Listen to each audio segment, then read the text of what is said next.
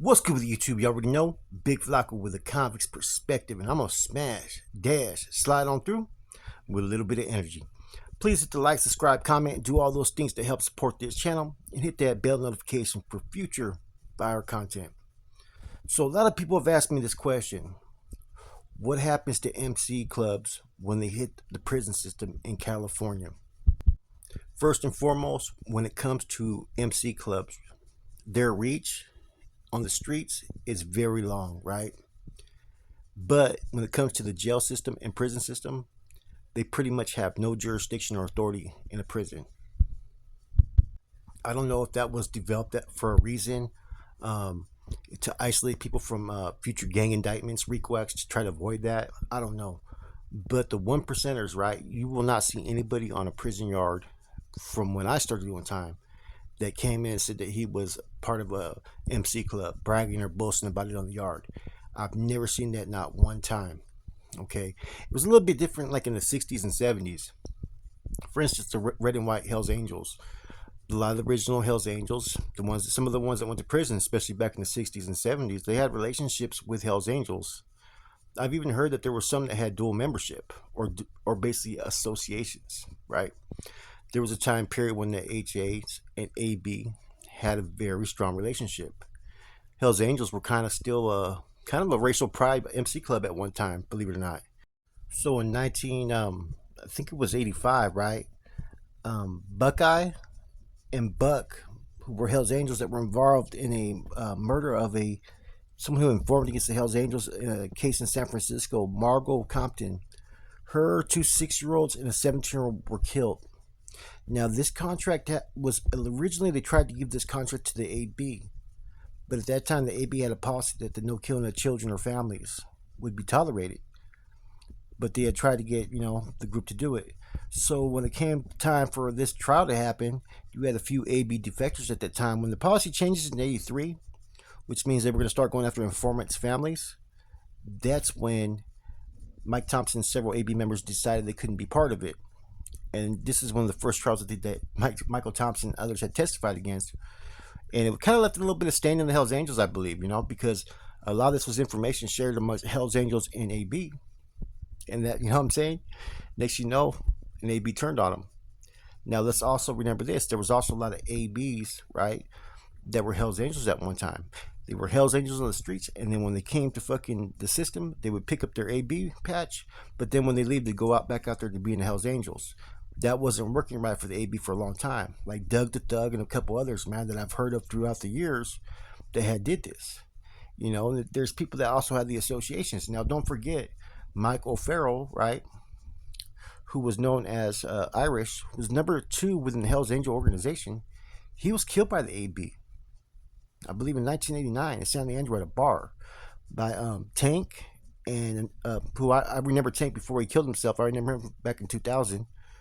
And some other AB member, they partook in taking him out. They stabbed him and shot him to death, and there was no type of retaliation that we know of by the Hells Angels regarding that. Now, in addition to this, there was some stuff that was going on in Folsom with the AB and the Hells Angels, right, to where they didn't pretty much get off in a situation that happened, I think, on the main line, and then back in the hole, they pretty much had a little incident that happened between the AB and the Red and White. And I remember at one time the Red and White had stated to the AB sometime that we're not white, we're red and white. So that's from that time forward, even though there had been a past relationship to where they had a strong relationship in the '60s and '70s, right? And even part of the '80s, the AB's relationship totally with Hells Angels changed. Some of the old timers may have still had some contacts and relationships with some HAs, but from that point on, they weren't rocking their patch inside a prison. The same thing with the Mongols. We know what happened with the Mongols. They went on a recruiting spree, recruited several dropouts from up north and down south. People from 18th Street, Monte Flores, San Jose, and that gang element came to the MC world. And their president at that time wanted to get the most baddest individuals to have enough members to go to war basically with the Hells Angels. But along those lines, they didn't think of who they were recruiting, which created a war with the Mexican Mafia. That's when all there was a dope operation that the MA felt that they lost a lot of money, and The Mongols tried to refuse paying taxes. Next thing you know, the fucking Mongols were getting hit left and right by the Mexican mafia and had a green light on them. And next thing you know, they had to start paying basically taxes. Okay. Now you have other MC clubs. Then you have like the Vagos and all that. So when they go into prison, they kind of go in and they drop their patch. They don't represent it in there. It's some of them could run Southsiders, some of them could run Bisa, some of them could run fucking white, some of them could do whatever they want to do. You know what I'm saying? As long as they maintain GP, they don't tell and they don't bitch out or get punked. Prison is racially segregated. So it's gonna be just, common knowledge that these people are gonna have to pick and choose who they're gonna rock with or ride with. With the Hispanics, there's only so many groups you can go with. Basically, Sureños, Norteños, or Paisas. Um, with with the whites, basically everybody falls under the AB.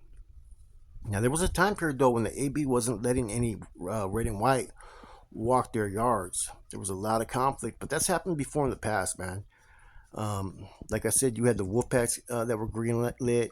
I think the Warrior Resistance was green lighted at one time.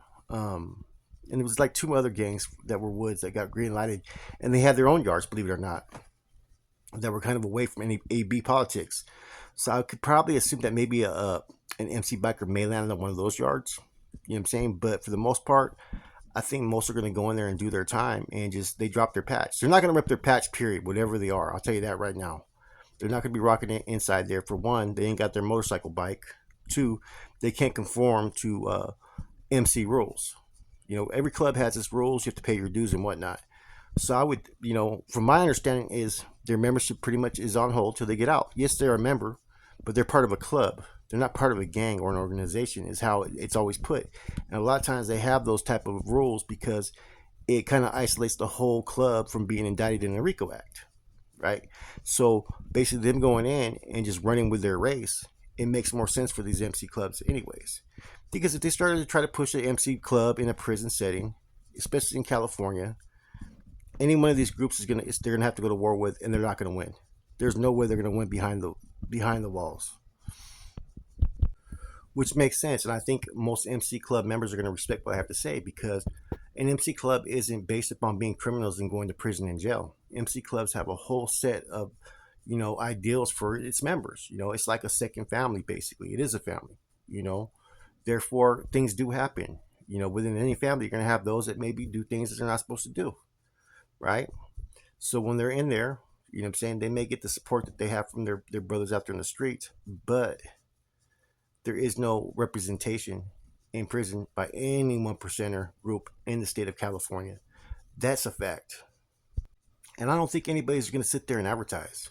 You know, um, there's some white groups, MC clubs that are there that traditionally don't get along with the Hell's Angels, right? But in prison, because it's a race thing, if they're gonna rock with the Woods, they're gonna have to rock with that brother. That's the thing that's crazy about it, man. There have been North Daniels, right, that have became HAs. That's 100% facts. Now, I think once they hit the prison system, they're gonna pretty much rock Norte. That's gonna be their agenda. You know what I'm saying? They'll have their patch waiting for them when they get out, but while they're in prison, they're gonna follow the rules of the car they have to run with, because everything, like I said, is racially segregated. The culture in the MC world has changed as opposed to like 60, 70 years when one of the most popular groups probably in the United States, the Hells Angels, was getting so much attention for some of the stuff that they were involved in and going to concerts and getting into it with cops, and the racial overtones were still there. That's not the group that you see with them. The Mongols have changed as well. They're a lot more discreet. Their club got took in a whole different direction. All these MC clubs have gone in a different direction because if they're going to continue down that same path that a lot of them are going, it's going to be Rico, Rico, Rico all damn day. And as they all attest to, they are not a gang; they're a club.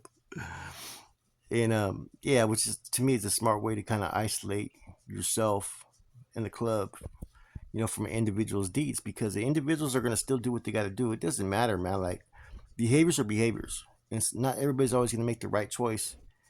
Therefore, the likelihood of someone being from an MC club and going to prison is very likely. Just like the likelihood of a former athlete going to prison is there. It's going to happen from time to time. Is there a huge presence? No.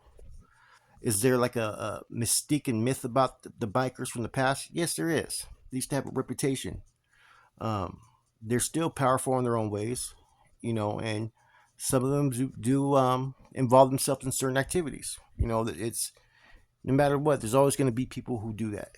You know what I'm saying? But at least now it's it kind of conceals the club. It's kind of more of a clandestine type of operation for a lot of them, and the business is not based upon club business. It's now an individual's based business, but he's from a club, which is kind of just a smart way, like I said, man, to protect yourself from equal acts.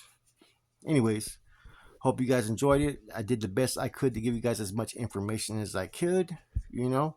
And I'm not saying that any of these MC clubs are currently at war with any of the big four. Um, but there has been some past issues though, and but there's also been past alliances as well. Always remember that. With that said, it's your boy Flacco, Convict's Perspective. I'm gone.